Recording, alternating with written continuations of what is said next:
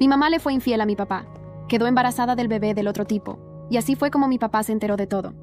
Mi papá quedó destrozado. No estaban casados, así que la ruptura fue fácil, pero la custodia fue un desastre. Mi mamá quería tenerme la mayor parte del tiempo, y mi papá quería dividirlo a la mitad. El tribunal les dio custodia compartida, así que yo iba y venía cada semana. Mi mamá se casó con el tipo con el que engañó a mi papá, y tuvieron más hijos juntos. Mi papá no quería saber absolutamente nada de ellos, y, la verdad, yo nunca lo culpé por eso.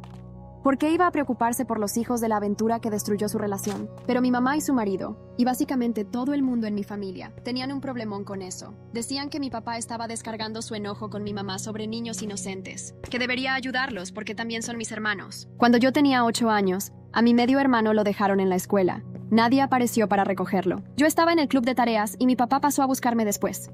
Una de las profes sabía que éramos hermanos, así que le preguntó a mi papá por mi mamá. Intentó llamarla, pero nadie contestó. Así que mi papá me llevó a casa y dejó a mi medio hermano allí. Todo el mundo actuó como si eso hubiera sido lo peor del mundo. Resulta que mi mamá y su marido estaban en un funeral con los teléfonos apagados, y el amigo que se suponía que iba a recogerlos se olvidó. Otra vez yo estaba en el hospital y vinieron mis 2 padres. Algunos de mis medios hermanos también estaban allí. Mi papá me compró snacks y bebidas mientras esperábamos y luego me llevó a comer algo. Mi mamá no tenía dinero y no paraba de fulminar a mi papá con la mirada cuando mis medios hermanos se quejaban de que ellos también tenían hambre. Mi papá los ignoró por completo. Mi mamá y mis tíos y tías estaban furiosos por eso.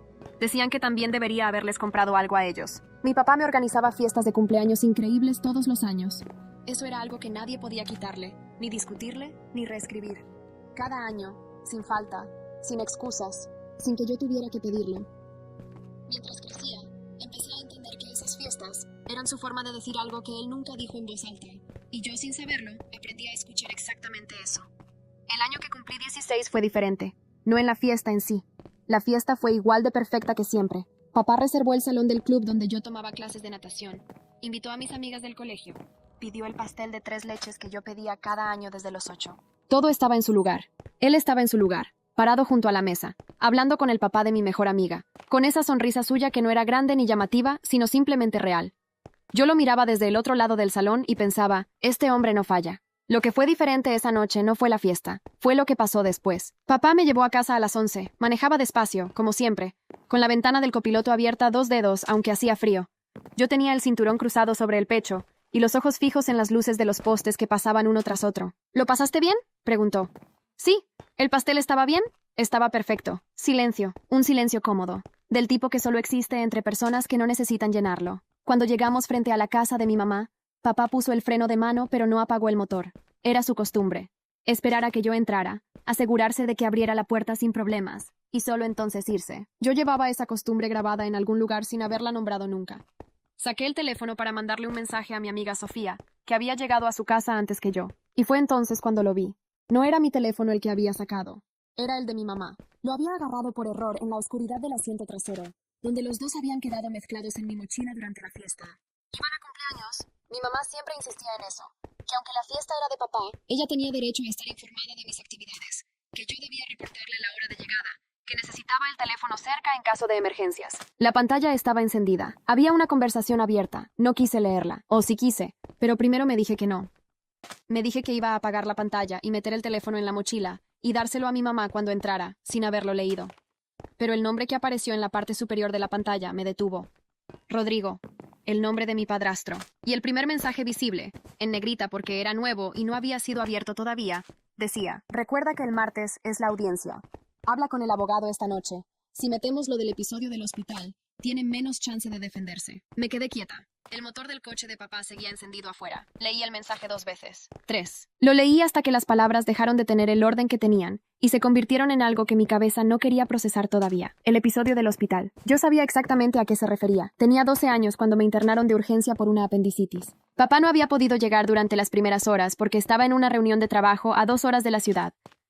Llegó en cuanto pudo, con la corbata torcida y los ojos rojos de no haber dormido, y se quedó hasta las 3 de la mañana sentado en la silla de plástico al lado de mi cama. Pero mi mamá había pasado esas primeras horas diciéndole a cada enfermera que atendió que el padre de su hija no se había presentado, que ella siempre cargaba todo sola, que ese hombre nunca estaba cuando se lo necesitaba. Yo lo escuché todo desde la camilla, medio dormida por los medicamentos, sin decir nada.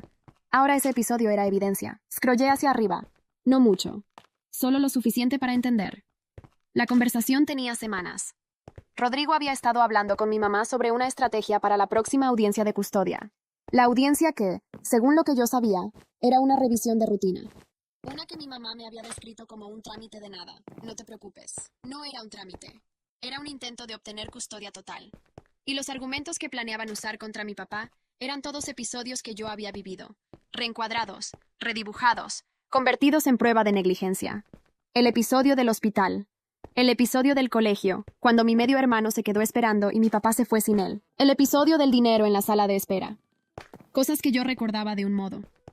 Cosas que ellos habían convertido en otra cosa. Apagué la pantalla. Metí el teléfono en la mochila. Abrí la puerta del coche. Buenas noches, papá. Buenas noches, mija. Que descanses. Entré a la casa. Mi mamá estaba en la cocina con un vaso de agua, revisando algo en su tablet. Rodrigo estaba en el sofá con el televisor encendido, aunque no lo estaba mirando. Mis medio hermanos ya dormían.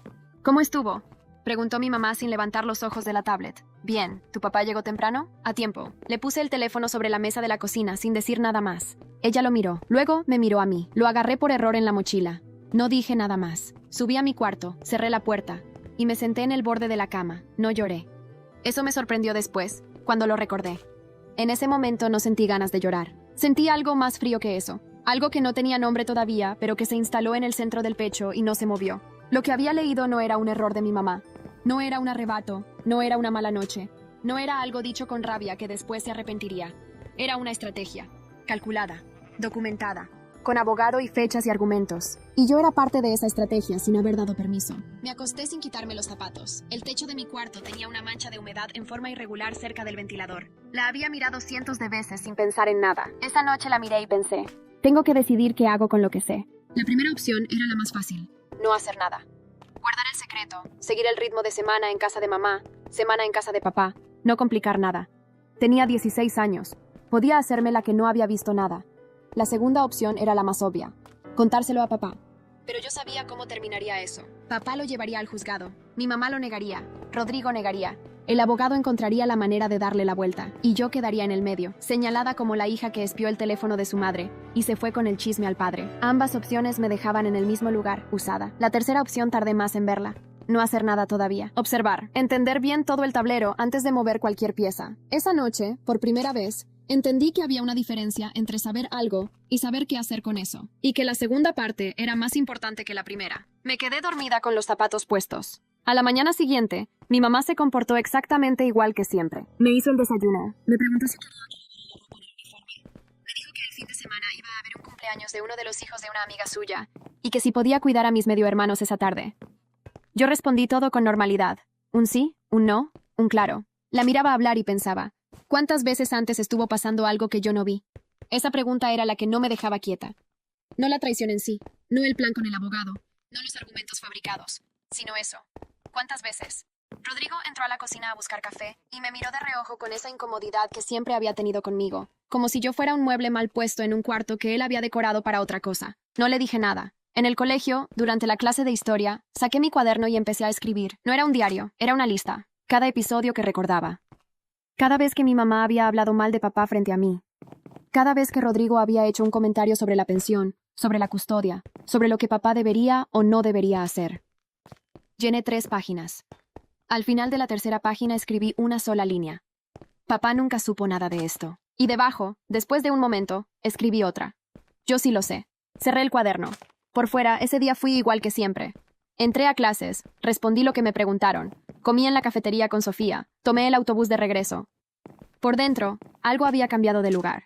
No sabía todavía exactamente qué iba a hacer, pero sí sabía que no iba a quedarme quieta para siempre. Y sí sabía que, cuando llegara el momento, no iba a actuar con rabia, iba a actuar con claridad. Durante las siguientes 2 semanas no hice nada. Iba al colegio, volvía, hacía la tarea, comía en la mesa con mi mamá, Rodrigo y mis medio hermanos. Y no decía nada que no fuera necesario. No porque estuviera fingiendo normalidad, sino porque todavía estaba mirando. Aprendí algo en esas 2 semanas. Cuando uno sabe algo que los demás creen que no sabe, de repente todo se vuelve visible. Los gestos que antes pasaban desapercibidos. Los comentarios que antes escuchaba sin registrar. Rodrigo, por ejemplo, tenía una manera de mencionar a mi papá que yo nunca había notado del todo. Nunca lo llamaba por su nombre. Siempre era él, tu papá. Con un tono que no era agresivo, pero tampoco era neutro.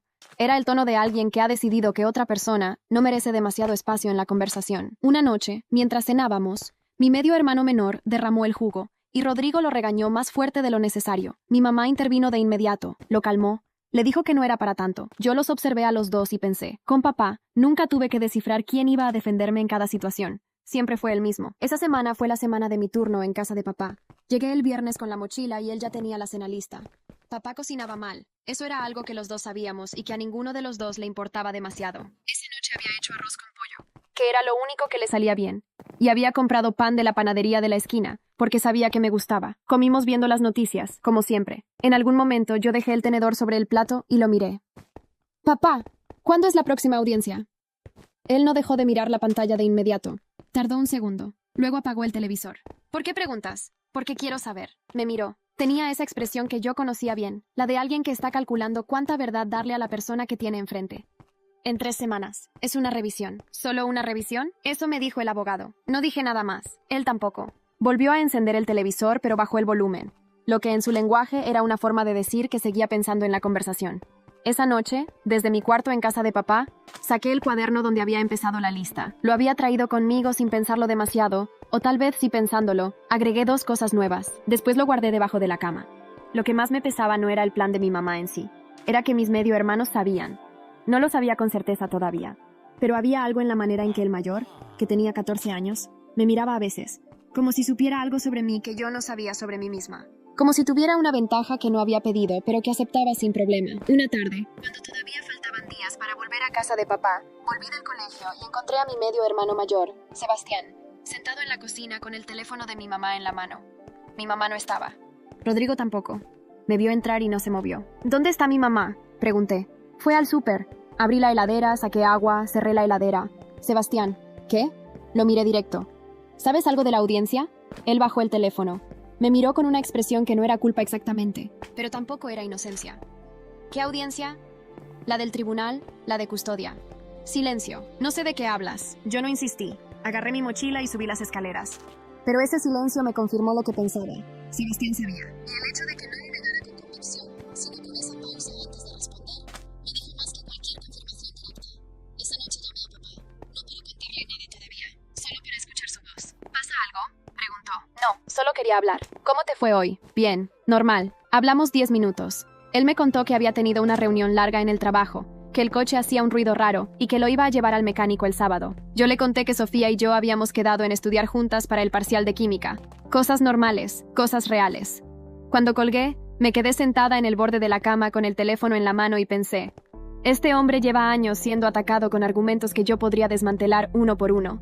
Y no sabe nada. Eso era lo que más me costaba sostener. No la rabia contra mi mamá, no la incomodidad con Rodrigo, no la extrañeza de vivir en esa casa donde siempre sentí que ocupaba un lugar que nadie había reservado exactamente para mí. Era eso, que papá iba a esa audiencia sin las piezas completas del tablero, y yo las tenía. La pregunta que me hacía cada noche era la misma. ¿Cuándo? No, sí. ¿Cuándo? Porque ya había decidido que no iba a quedarme callada para siempre. Lo había decidido esa primera noche, con los zapatos puestos, mirando la mancha del techo. Solo que todavía no sabía cuál era el momento exacto. Hablar demasiado pronto podía arruinar todo. Mi mamá tenía abogado, tenía estrategia, tenía semanas de ventaja. Yo tenía una lista en un cuaderno y la memoria de todo lo que había visto. Necesitaba más. Faltaban 3 semanas para la audiencia.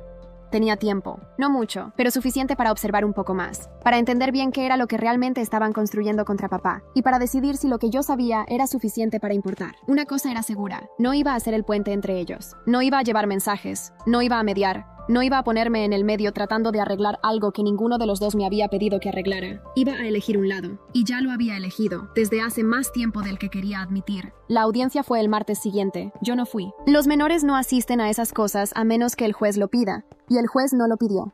Mi mamá salió de la casa a las 8 de la mañana con ropa formal y una carpeta bajo el brazo. Rodrigo la llevó en el coche. Antes de cerrar la puerta, ella me dijo que llegaría al mediodía y que calentara lo que había en la nevera si tenía hambre. No me dijo nada sobre la audiencia. Yo tampoco pregunté. Me quedé en la casa ese día porque era miércoles de por medio y no tenía clases en la tarde.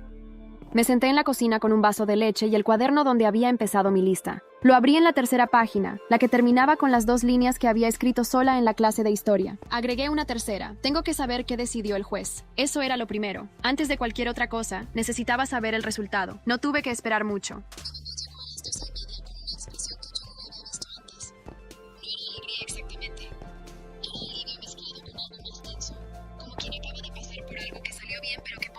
Salido bien. Rodrigo entró detrás de ella y fue directo al refrigerador. ¿Cómo les fue?, pregunté. Mi mamá me miró un segundo antes de responder. Bien, el juez revisó todo. Hubo algunos ajustes al acuerdo. ¿Qué tipo de ajustes? Nada que te afecte directamente. Se quitó el saco y lo colgó en la silla. Las semanas siguen igual. Rodrigo no dijo nada. Sirvió agua, bebió de pie junto al fregadero y subió al cuarto. Yo anoté eso en el cuaderno esa noche. Dijeron que las semanas siguen igual, pero fueron a una audiencia sin decirme. Algo cambió, no sé qué todavía. Lo supe 2 semanas después, por accidente. Mi papá me recogió un viernes a las 6 como siempre. Manejamos en silencio los primeros minutos. Él puso la radio en la estación de noticias, que era lo que ponía cuando estaba pensando en algo. ¿Todo bien en el colegio?, preguntó. Sí. ¿Exámenes esta semana? El jueves de historia. Asintió. Otro silencio. Cuando llegamos a su apartamento, él calentó la cena que había preparado antes de ir a buscarme. Pollo con arroz, que era lo que hacía los viernes porque sabía que era lo que yo pedía. Comimos en la mesa del comedor con el televisor apagado. Esa era otra de sus costumbres. A mitad de la cena, sin preparación, él dijo: el abogado me llamó esta semana. Levanté los ojos del plato. Hubo una audiencia hace 2 semanas. Tu mamá pidió modificar los términos de la custodia. Habló sin dramatismo, como quien reporta algo que ya procesó. El juez no aprobó todo lo que pidió, pero sí hubo un cambio. Si en los próximos 6 meses hay algún incidente documentado, ella puede pedir una revisión completa. ¿Qué tipo de incidente? Cualquier cosa que pueda presentar como descuido de mi parte. Tomo agua. El abogado dice que están construyendo un expediente. Lo miré. Él me devolvió la mirada con calma, sin buscar nada en mi cara. ¿Tú sabías que iban a hacer eso?, preguntó. No era una acusación, era una pregunta real. Y ahí estaba, la primera vez que tuve que elegir. Frente a frente, sin tiempo para pensarlo. Podría haber dicho que no. Habría sido mentira, pero una mentira fácil, sin consecuencias inmediatas. Papá no tenía forma de saber que yo había visto el teléfono. Pero lo miré y pensé en los 12 años que llevaba observándolo desde el asiento del copiloto, desde la silla de plástico del hospital, desde el otro lado de la sala de fiestas. Este hombre nunca me había mentido. Nunca había hablado mal de mi mamá frente a mí. Nunca me había puesto en el medio de nada. Y ahora yo tenía información que lo afectaba directamente. Vi un mensaje en el teléfono de mamá la noche de mi cumpleaños. Dije. Lo agarré por error. Él no se movió. Había una conversación con Rodrigo sobre la audiencia. Hablaban de usar el episodio del hospital como argumento. Papá dejó el tenedor sobre el plato despacio. Se recostó en la silla. Miró la mesa un momento. ¿Por qué no me dijiste antes? Porque no sabía qué hacer con eso. Era la verdad. No quería equivocarme. Silencio. No el silencio cómodo de siempre. Uno más pesado. ¿Guardaste algo de eso?, preguntó. No, solo lo leí. Después apagué la pantalla. Asintió. No me preguntó más. No se levantó furioso. No agarró el teléfono para llamar al abogado en ese momento. No dijo nada malo de mi mamá. Solo dijo, gracias por decirme. Y siguió comiendo. Yo también seguí comiendo. Pero algo en esa cena fue distinto a todas las cenas anteriores. No sé cómo explicarlo exactamente. Era como si el equilibrio de algo hubiera cambiado. No hacia un lado ni hacia el otro, sino hacia un lugar más real. Esa noche, desde mi cuarto en el apartamento de papá, abrí el cuaderno y escribí. Se lo dije. No explotó. No habló mal de ella. Solo dijo gracias. Y debajo. Eso también es un tipo de persona. Durante los meses siguientes, me dediqué a observar.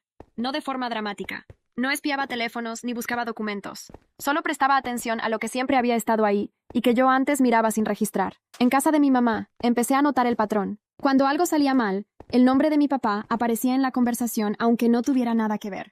La calefacción se rompió un martes y Rodrigo dijo que si la pensión fuera justa, podrían haberse comprado un sistema nuevo hace 2 años. Una de mis medias hermanas reprobó matemáticas y mi mamá, esa noche en la cena, mencionó que el estrés de la situación familiar afectaba a todos los hijos, no solo a los que tenían papás presentes.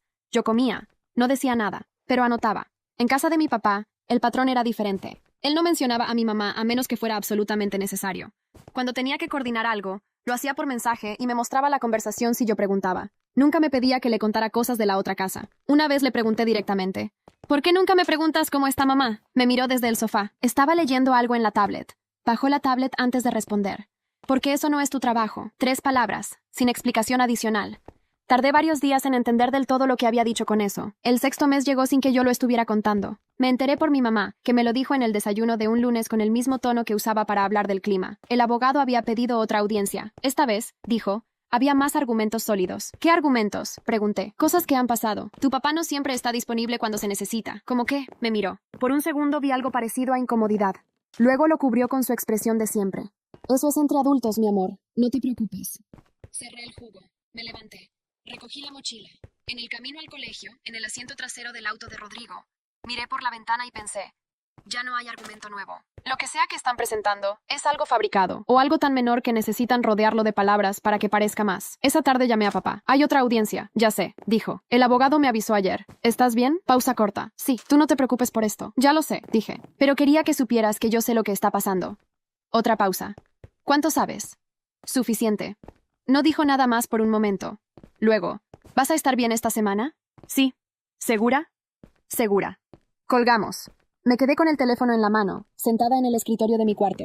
Afuera, mis medio hermanos corrían por el pasillo, y Rodrigo les gritó que bajaran la voz. Mi mamá respondió algo desde la cocina. Ruido normal de una casa normal. Yo ya no era la misma persona que había vivido en esa casa hasta hace 6 meses. No lo sabían todavía. La segunda audiencia fue en marzo. Yo tenía 17 años para entonces. Estaba en el último año del colegio, con 3 materias difíciles y una solicitud de universidad a medio llenar en el escritorio. La audiencia cayó un jueves, el mismo día que tenía prueba de química. Esa mañana, mi mamá se arregló igual que la vez anterior. Ropa formal, carpeta, salida a las 8. Esta vez Rodrigo fue con corbata, lo cual no era algo que él hiciera normalmente. Yo desayuné, fui al colegio, rendí la prueba de química. A las 12 me senté en la cafetería con Sofía y comí un sándwich sin pensar en nada en particular. Sofía me contó algo sobre un chico de otro curso. Yo respondí lo que correspondía responder. A las 3 de la tarde, mientras esperaba el autobús, me llegó un mensaje de papá. ¿Cómo te fue en química? Bien. ¿Cómo estuvo la audiencia? 3 minutos de silencio. Luego, llámame cuando puedas. Lo llamé desde el autobús, con los audífonos puestos para que nadie escuchara. Perdí un día a la semana, dijo. Sin preámbulo, directo. El juez aceptó uno de los argumentos. A partir del mes que viene, paso de 7 días a 6 días cada 2 semanas. No dije nada de inmediato. ¿Qué argumento usaron? Pausa. El del hospital. Y uno nuevo, que yo llegué 20 minutos tarde a recogerte en el colegio el mes pasado. Recordé ese día. Papá había tenido un problema en el trabajo. Me avisó por mensaje. Yo esperé adentro con la bibliotecaria. 20 minutos. Llegó. Se disculpó. Manejamos a casa. Eso era todo lo que había pasado. Eso no es negligencia, dije. No. Pero con el abogado correcto, suena como un patrón. Bajé del autobús 2 paradas antes de lo que debía. Necesitaba caminar. ¿Vas a apelar? El abogado dice que sí, pero que va a tomar tiempo, y que mientras tanto, el nuevo acuerdo entra en vigencia.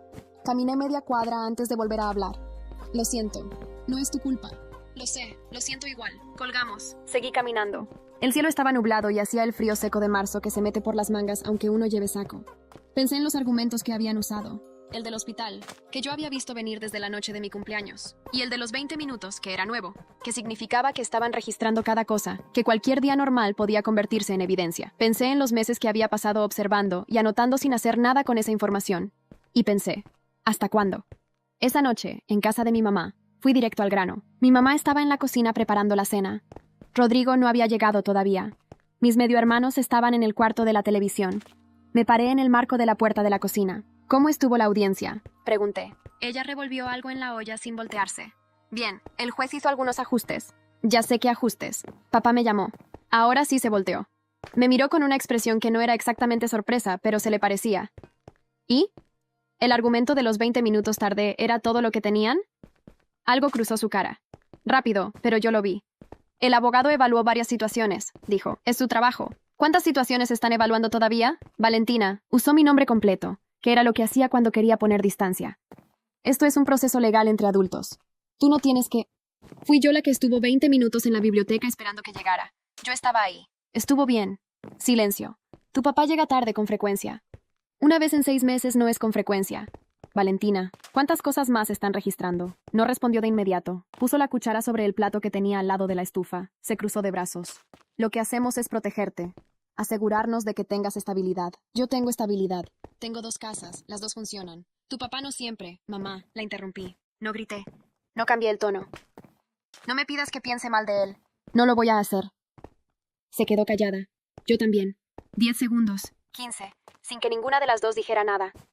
Luego ella volvió a la olla, y yo fui a mi cuarto. No fue una pelea, no hubo portazos ni llanto. Fue una conversación de 3 minutos que cambió algo entre las dos de forma permanente, y las dos lo sabíamos, aunque ninguna lo dijo. Lo que pasó en los meses siguientes fue gradual. Mi mamá no volvió a hablar de audiencias frente a mí.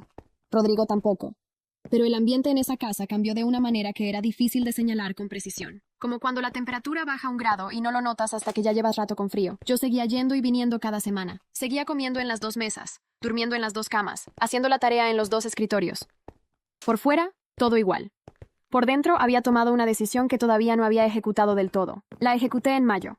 El abogado de mi papá se llamaba Marcos. Lo había visto una vez en la sala de espera del juzgado cuando tenía 12 años, el día de la primera audiencia que recordaba con claridad. Era un hombre de unos 50 años, pelo gris, forma de hablar directa. Le pedí a papá que me dejara hablar con él. ¿Para qué?, preguntó papá. Quiero saber si lo que yo sé sirve de algo. Me miró un momento, luego llamó a Marcos. Nos reunimos los 3 en la oficina del abogado un sábado por la mañana. Yo llevé el cuaderno. No el original, sino una versión en limpio que había pasado a computadora durante las últimas semanas. Fechas, conversaciones, patrones, nada sacado de contexto. Solo lo que había visto y escuchado con mis propios ojos y oídos, en orden cronológico. Marcos lo leyó en silencio. Tardó 15 minutos. Papá y yo esperamos sin hablar. Cuando Marcos terminó, cerró el cuaderno y me miró. ¿Tienes 17? Sí. ¿En 6 meses cumples 18? Sí. A los 18, puedes presentar una declaración voluntaria ante el juez, sin que nadie te obligue, sin que sea parte de una estrategia legal de ninguno de tus padres. Solo tú, diciéndole al juez lo que observaste. ¿Eso tiene peso? Depende de cómo esté redactado y de cómo lo presentes. Pero sí, tiene peso. Miré a papá. Él tenía los codos sobre las rodillas y los ojos fijos en el suelo. ¿Tú quieres que lo haga?, le pregunté. Levantó la vista. Eso es tuyo, dijo. No mío. Marcos juntó las manos sobre el escritorio. Tienes 6 meses para pensarlo. No hay apuro. Salimos a la calle. Hacía sol. Papá caminó a mi lado sin decir nada por media cuadra. ¿Tienes hambre?, preguntó. Sí. ¿Qué quieres comer? Cualquier cosa. Entramos a un café en la esquina. Pedimos. Comimos. No hablamos más del tema ese día, pero yo ya sabía lo que iban a hacer. Cumplí 18 en noviembre. Papá reservó el mismo salón de siempre, mismo pastel de 3 leches, mismas amigas, aunque ahora éramos menos porque algunas se habían ido a universidades en otras ciudades. Él estaba parado junto a la mesa, igual que siempre, con esa sonrisa que no era grande pero era real. Yo lo miré desde el otro lado del salón y pensé, este hombre lleva 18 años sin fallar una sola vez. Esa noche, cuando me dejó en casa de mi mamá, le dije que el lunes quería hablar con Marcos. ¿Estás segura?, preguntó. Sí. No dijo más. Asintió y esperó a que yo entrara. La declaración la escribí sola. Marcos me dio un formato. Me explicó qué tipo de lenguaje funciona ante un juez y qué tipo de lenguaje lo hace dudar. Me dijo que fuera concreta, que usara fechas cuando las tuviera, que no hiciera interpretaciones, sino que describiera lo que vi y escuché. Tardé 2 semanas en tener una versión que me convenciera. Era un documento de 4 páginas. Comenzaba con la noche de mi cumpleaños número 16 y el mensaje en el teléfono de mi mamá. Seguía con la conversación en la cena con papá, con el patrón que había observado en los meses siguientes, con el argumento de los 20 minutos que habían convertido en evidencia de negligencia. Terminaba con una sola conclusión: que mi padre había ejercido la custodia de forma responsable y consistente durante toda mi vida, y que los argumentos presentados en su contra no correspondían a lo que yo había vivido. No mencionaba a Rodrigo por nombre. No usaba adjetivos para describir a mi mamá, solo hechos en orden con fechas. Marcos lo revisó, sugirió 2 cambios de redacción menores y lo presentó ante el juzgado la primera semana de diciembre. Mi mamá se enteró 3 días después. Yo estaba en su casa cuando llegó la notificación. La vi leer algo en el teléfono desde la cocina y quedarse quieta. Luego me miró. ¿Presentaste una declaración ante el juez? Sí. Se sentó en la silla más cercana. Rodrigo estaba en la sala y no se movió, pero dejó de hacer lo que estaba haciendo. Sin decirme nada. No tenía obligación de decirte. Eres mi hija. Tengo 18 años. Fue una decisión mía. Se quedó callada un momento. Cuando volvió a hablar, la voz le había cambiado. No era el tono de conversación normal. Era algo más bajo, más controlado. ¿Sabes lo que esto le hace a nuestra familia? Le dice al juez lo que yo observé durante 2 años. Le das argumentos a tu papá para quitarme a ti. Yo tengo 18 años. Nadie me quita ni me da a ningún lado. Rodrigo se levantó del sofá y entró a la cocina. Se paró junto a mi mamá con los brazos cruzados. Todo lo que hemos hecho ha sido por ti, dijo. Era la primera vez que me hablaba directamente sobre el tema. Lo miré. Lo que hicieron fue construir un caso legal contra un hombre que nunca me descuidó. Eso no fue por mí. Tu papá. No voy a tener esta conversación con usted. Rodrigo abrió la boca. Mi mamá puso la mano en su brazo y él se cayó. Silencio. Mi mamá me miró. Yo le sostuve la mirada. ¿Cuándo tomaste esta decisión?, preguntó. En mayo. Cuando cumplí 18 la ejecuté. ¿Tu papá te pidió que hicieras esto? No, fue decisión mía. Él ni siquiera quería que lo hiciera. Eso la detuvo. Vi que lo procesó, que lo sopesó, que algo en su expresión cambió, aunque no supe leer exactamente qué. ¿Por qué entonces? Era una pregunta real, sin trampa, sin manipulación, genuina. Le respondí con la misma honestidad, porque usaron cosas que yo viví para construir una mentira, y yo fui testigo de esas cosas. Tenía la información y la guardé 2 años. Ya no podía seguir guardándola. No dijo nada. Me levanté, recogí la mochila y fui a mi cuarto. No di portazo, no lloré. Hice la tarea que tenía pendiente para el día siguiente y a las 10 apagué la luz. Las semanas siguientes fueron tensas de una forma particular. Mi mamá no me gritó, no me castigó, no me retiró el habla, no hizo ninguna de las cosas que yo había esperado que hiciera. Lo que hizo fue algo más difícil de manejar. Se volvió formal, correcta. Me preguntaba cómo me había ido en el día, si quería algo de cenar, si necesitaba que la lavadora quedara libre. Todo en un tono que era educado y completamente vacío. Rodrigo directamente dejó de dirigirme la palabra. Mis medio hermanos no sabían nada y se comportaban igual que siempre. Yo iba al colegio, estudiaba para los exámenes finales, llenaba la solicitud de universidad. La vida seguía teniendo el mismo ritmo externo. Un martes en la noche, mientras yo leía en mi cuarto, mi mamá tocó la puerta. ¿Puedo pasar? Sí. Entró. Se sentó en el borde de la cama, lo cual no era algo que hiciera normalmente. Miró las manos que tenía juntas sobre el regazo. El abogado dice que la declaración tiene peso, dijo, que probablemente el juez la va a considerar en la próxima revisión. Bien, Valentina, levantó los ojos. ¿Estás enojada conmigo? La pregunta me tomó por sorpresa. No por lo que decía, sino por cómo lo dijo. Sin defensa, sin postura. No estoy enojada, dije. Era verdad. Estoy decepcionada. ¿De qué? De que durante 2 años usaron mi nombre y las cosas que me pasaron a mí para un proceso legal que yo no sabía que existía. Eso no me parece bien. Lo hicimos para protegerte. Eso me lo dijeron, pero yo no lo viví así. Silencio. ¿Qué fue lo que viviste? Era la primera vez que me lo preguntaba. En 2 años, en toda esta historia, nunca me había preguntado eso. Siempre había explicado, justificado, dado versiones. Nunca había preguntado. Viví que papá llegó 20 minutos tarde una vez, y eso se convirtió en evidencia de negligencia. Yo estaba bien. Estaba en la biblioteca con la señora Reyes. Fue 20 minutos. No respondió. Viví que el día que me operaron de la apendicitis, papá llegó 2 horas después porque estaba lejos y vino en cuanto pudo. Y eso también se convirtió en evidencia. Pero yo recuerdo que se quedó hasta las 3 de la mañana sentado en esa silla. Mi mamá bajó los ojos. Recuerdo esas cosas, las 2. Y cuando las convirtieron en otra cosa, me pareció mal. La habitación estuvo en silencio un momento. No supe hacerlo de otra forma, dijo finalmente, en voz baja. Lo sé, dije. Pero eso no lo hace correcto. Se levantó. Fue hacia la puerta. Antes de salir, se detuvo de espaldas a mí. La solicitud de la universidad. ¿La mandaste ya? La semana que viene. Avísame si necesitas algo. Sí. Salió y cerró la puerta sin hacer ruido. Me quedé con el libro abierto sobre las rodillas sin leer. No sentí alivio. No sentí que algo se había resuelto. Sentí que habíamos tenido, por primera vez en 18 años, una conversación que era real, y que era demasiado tarde para que eso cambiara mucho. Cumplí 18 en noviembre. Papá reservó el mismo salón del club de siempre. Mismo pastel de 3 leches. Mismas amigas del colegio, aunque para entonces ya éramos menos porque algunas se habían mudado para la universidad. Sofía seguía ahí. Eso era suficiente. Mi mamá me mandó un mensaje a las 12 de la noche. «Feliz cumpleaños, mi amor. Te quiero mucho». Le respondí. «Gracias». Rodrigo no escribió nada. Eso tampoco era nuevo. 3 semanas después de cumplir 18, presenté la declaración. Marcos me había ayudado a redactarla durante el mes anterior. Nos reunimos 4 veces. Él leía, yo corregía, él volvía a leer. El documento final tenía 8 páginas, sin adornos, sin lenguaje dramático, solo hechos con fecha, lugar y contexto. El día que la firmé, papá esperó afuera de la oficina de Marcos. No quiso estar presente mientras yo la revisaba por última vez. Dijo que era importante que quedara claro que la decisión había sido mía. Cuando salí, él estaba de pie junto a la ventana con un café en la mano. ¿Lista?, preguntó. Ya está firmada. Asintió. No dijo nada más.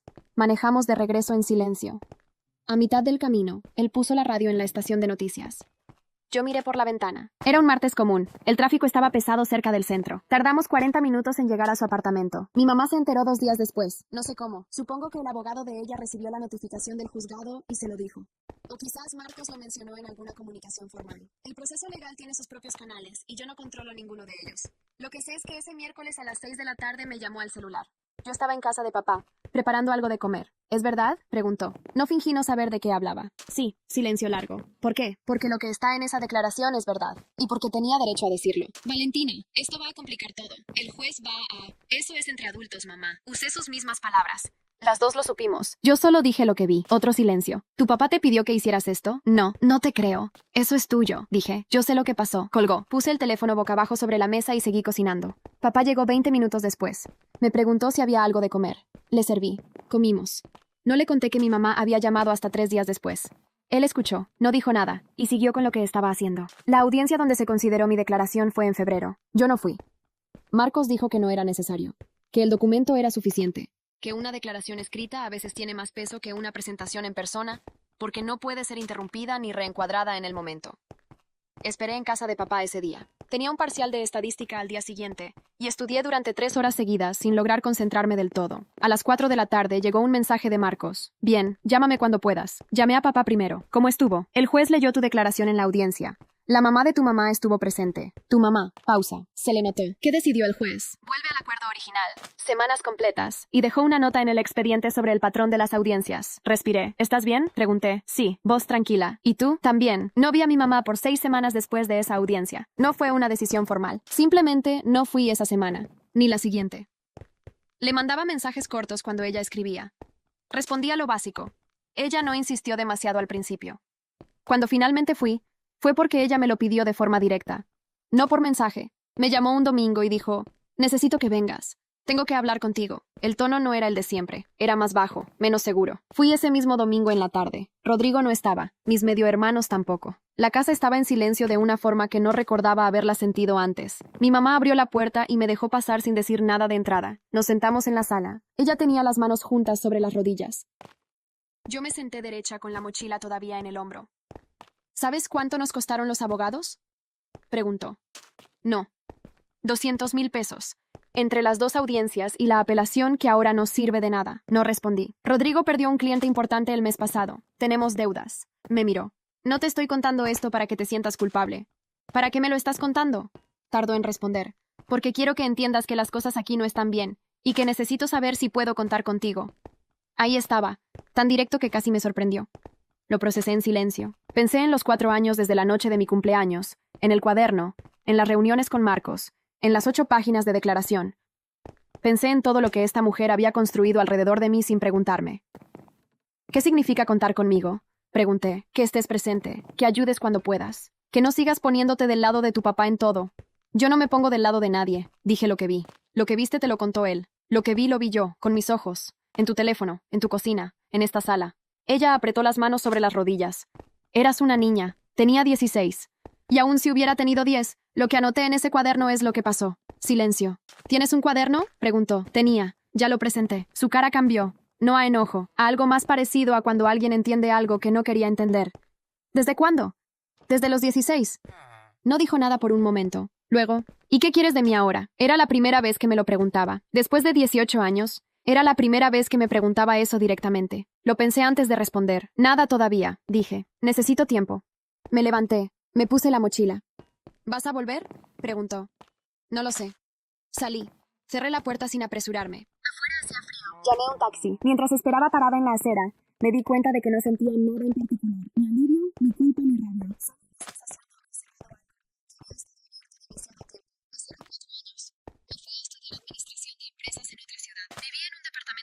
Con una compañera de cuarto que trabajaba de noche y dormía de día, lo cual era un arreglo perfecto para las dos. Llamaba a papá los domingos, a mi mamá, cada 2 o 3 semanas, mensajes cortos sobre cosas concretas. No hubo más audiencias. Rodrigo y ella resolvieron sus deudas de alguna forma que nunca me explicaron. Mis medio hermanos crecieron. Yo también. A los 22 conseguí mi primer trabajo en una consultora mediana. A los 24 me ascendieron. No era nada extraordinario, pero era mío y funcionaba. Papá fue a visitarme 2 veces durante esos años. Trajo comida hecha desde su casa en envases de plástico, lo cual era completamente innecesario y completamente él. La segunda vez que vino, lo llevé a ver la oficina donde trabajaba. Él caminó por los pasillos sin decir mucho, miró los escritorios, miró la vista desde la ventana. ¿Estás bien aquí?, preguntó. Sí. ¿Te tratan bien? Sí, asintió. Eso era suficiente para él. El llamado de mi mamá llegó un martes en octubre, cuando yo tenía 23. No era el tipo de llamada que hacía normalmente. Normalmente mandaba mensaje primero. Esta vez llamó directo, a las 10 de la mañana, que era horario de trabajo. Salí al pasillo para contestar. Rodrigo tiene que operarse, dijo.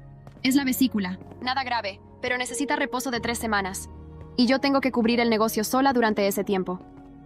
Esperé a que continuara. Necesito dinero para el negocio, solo para el puente de este mes, mientras se recupera y volvemos a operar normal. ¿Cuánto? Número que dio era razonable. No era poco, pero era razonable. ¿Tienes ese dinero?, preguntó. Sí, ¿me lo puedes prestar? Lo pensé. No mucho tiempo, porque la respuesta ya estaba formada desde antes de que ella terminara la pregunta. Sí, te lo presto, con una condición. Silencio breve. ¿Qué condición? Que cuando Rodrigo se recupere y las cosas se estabilicen, nos sentamos a hablar. Tú y yo, sin abogados, sin Rodrigo, sin nadie más. Pausa más larga esta vez. ¿A hablar de qué? De lo que pasó, de lo que hiciste. No para pelearnos, para que yo pueda decirte lo que nunca dije y tú puedas escucharlo. No respondió de inmediato. ¿Y si no quiero esa conversación? Entonces no te presto el dinero, y no te guardo rencor por eso. Pero tampoco tengo nada más que darte. Silencio largo. Escuché que respiraba. Está bien, dijo finalmente. Hablamos. Le transferí el dinero esa tarde. Ella lo confirmó por mensaje. Nada más. La conversación fue 3 meses después, un sábado de enero. Nos encontramos en un café a mitad de camino entre su ciudad y la mía. Ella llegó antes que yo. Estaba sentada con un café solo frente a ella, las manos alrededor de la taza, aunque ya no echaba vapor. Me senté. Gracias por venir, dijo. Gracias por estar. El mesero se acercó. Pedí agua. Esperé a que se fuera. Voy a hablar y necesito que no me interrumpas hasta que termine, dije. Después tú puedes decir lo que quieras. Ella asintió. Hablé durante 20 minutos. No grité, no lloré, no usé palabras grandes. Hablé de la noche del cumpleaños y el teléfono, de los argumentos fabricados para las audiencias, del episodio del hospital, que yo había escuchado desde la camilla con los oídos abiertos aunque pareciera dormida, de los años en que ella habló de mi papá frente a mí como si yo fuera un mueble que no procesa información, de lo que se siente crecer siendo la mensajera emocional de un conflicto que no cree. Hablé de los 20 minutos en la biblioteca y del abogado que los convirtió en negligencia. Hablé del cuaderno, hablé de la declaración y de por qué la presenté. Hablé de Rodrigo mirándome siempre como si yo fuera algo que estaba mal puesto. Y hablé de lo que no pasó. Ella nunca me preguntó cómo me sentía con nada de eso, ni una vez. Cuando terminé, tomé agua y la miré. Ella tenía los ojos húmedos, no llorando, pero cerca. ¿Puedo hablar?, preguntó. Sí, tardó en empezar. No sabía que habías escuchado lo del hospital. Su voz era más baja que antes. Pensé que estabas dormida. Estaba despierta. Lo siento. Pausa. No lo digo para que me perdones ahora. Lo digo porque es verdad. No respondí. Lo de las audiencias. Apretó la taza. Rodrigo me convenció de que era necesario. Que si no asegurábamos más tiempo, tu papá eventualmente te influenciaría en contra nuestra. Levantó los ojos. Sé que eso suena como una excusa. Sí suena como una excusa. Lo es, parcialmente. Respiró. También es verdad que tenía miedo. De perderte. De que te fueras y no volvieras. ¿Y hacer eso era la forma de evitarlo? No respondió eso. ¿Rodrigo sabe que estamos aquí?, pregunté. Sí. ¿Qué dijo? Que era innecesario. Que ya todo eso quedó atrás. Para él quedó atrás. Para mí no. Silencio. ¿Qué necesitas de mí?, preguntó. Era la segunda vez que me lo preguntaba. Esta vez sonó diferente. Sin cálculo detrás. Que sepas lo que hiciste. No que te sientas mal para siempre. No que me pidas perdón cada vez que hablemos. Solo que lo sepas y no lo reescribas. ¿Y si lo sé? Entonces podemos ver qué queda entre nosotras. Pero eso toma tiempo. Asintió despacio. Pedimos algo de comer. Comimos sin hablar demasiado. Ella me preguntó por el trabajo. Yo le conté lo básico. Ella me contó que uno de mis medio hermanos estaba terminando el colegio. Yo pregunté cómo estaba Rodrigo de la operación. Ella dijo que bien. Conversación normal entre dos personas que están aprendiendo a estar en el mismo cuarto de nuevo. Cuando nos fuimos, en la acera frente al café, ella me abrazó. Yo la dejé. No lo devolví del todo, pero lo dejé. Caminé a mi coche. Manejé de regreso a mi ciudad con la radio apagada y el silencio adentro del auto que no pesaba ni era cómodo, sino simplemente neutro. Esa noche le mandé un mensaje a papá. Hablé con mamá hoy. Respondió 3 minutos después. ¿Estás bien? Sí. ¿Necesitas algo? No, solo quería contarte. Gracias por contarme. Lo guardé el teléfono. Me preparé para dormir. Mañana era lunes. Había trabajo, había reuniones, había una propuesta que terminara antes del mediodía. La vida seguía siendo exactamente lo que yo había construido. 2 años después de esa conversación en el café, papá me llamó un domingo en la mañana. No era raro que llamara los domingos, pero el horario sí era distinto. Eran las 7:15. ¿Estás despierta? Ahora sí. ¿Qué pasó? Nada malo. Pausa. Quiero contarte algo. Me senté en la cama. Me voy a jubilar en 6 meses. Ya hice los trámites. No respondí de inmediato. ¿Y? Preguntó. ¿Y qué vas a hacer? Compré un terreno pequeño a 2 horas de aquí. Voy a construir algo simple. Tengo un amigo que sabe de construcción. ¿Cuándo decidiste eso? Hace un tiempo, pero quería tener todo más concreto antes de contarte. Lo imaginé en su apartamento, con el café que siempre hacía antes de que saliera el sol, con ese tono suyo de quien no anuncia cosas, sino que las informa cuando ya están hechas. ¿Estás bien?, pregunté. Muy bien. ¿Necesitas algo? No.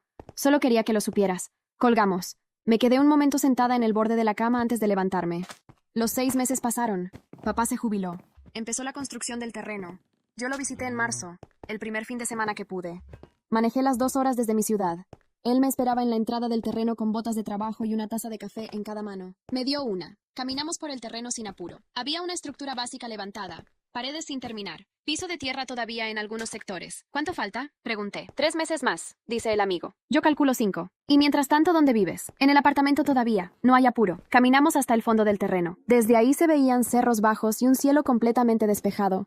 Hacía frío pero sin viento. ¿Estás contento?, pregunté. Lo pensó un momento, no de forma exagerada, sino como él siempre pensaba las cosas antes de responder. Sí, dijo. Creo que sí. Nos quedamos un rato parados ahí. El café estaba tibio. Yo lo terminé de todos modos. Mi mamá me llamó ese mismo mes. Había algo diferente en su voz desde la conversación del café. No radicalmente diferente, pero el tono de siempre, ese que tenía una capa de gestión encima de todo lo que decía, estaba un poco menos presente.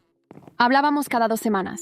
No de cosas importantes, casi nunca. Del trabajo, de mis medio hermanos, de cosas cotidianas. Era una relación funcional. No era lo que podría haber sido, pero era real. Ese día me llamó para decirme que uno de mis medio hermanos, el del medio, Ignacio, quería estudiar en la misma ciudad donde yo vivía. Quería saber si yo podía ayudarlo a orientarse cuando llegara. ¿Él te pidió que me llamaras?, pregunté. Sí. ¿Por qué no me llamó él? Le da pena. No te conoce bien. Lo pensé. Dile que me escriba. Yo le respondo. ¿Lo vas a ayudar? Depende de lo que necesite. Pero sí, dentro de lo que pueda. Mi mamá no dijo nada por un momento. Gracias, dijo finalmente. No me agradezcas todavía. Dile que me escriba primero. Ignacio me escribió esa semana. Era un mensaje torpe, demasiado formal para ser de un chico de 17 años, que claramente había reescrito varias veces antes de enviarlo. Le respondí con información concreta. Universidades, costos aproximados, barrios donde vivir, qué preguntar en las visitas de admisión. No era afecto lo que le daba, era información, pero era algo. El ascenso llegó en julio. Llevaba 3 años en la consultora. El socio que manejaba el área me llamó a su oficina un miércoles sin dar contexto previo. Me senté frente a su escritorio sin saber qué esperar.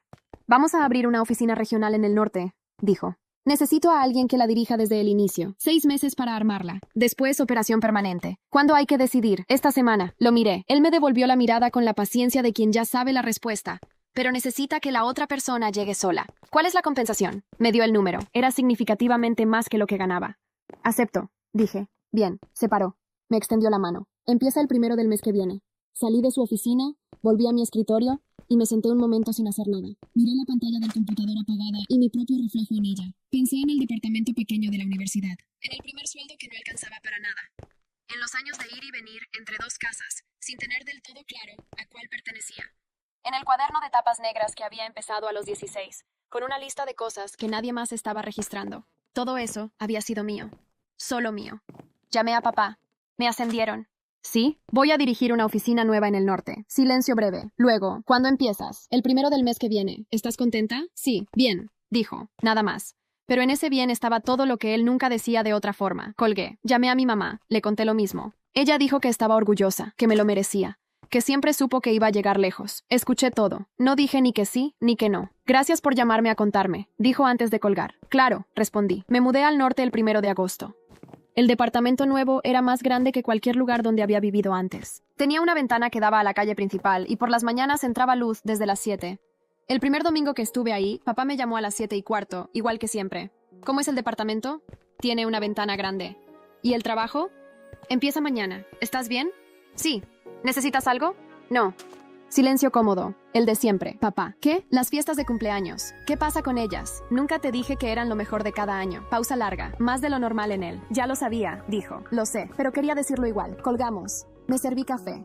Me senté junto a la ventana grande. Afuera la ciudad todavía no terminaba de despertar. Un perro cruzó la calle. Un camión pasó despacio. Alguien bajó una persiana en el edificio de enfrente. Tenía 31 años, un trabajo que había construido sola, y una vida donde cada persona que estaba presente era porque yo lo había decidido.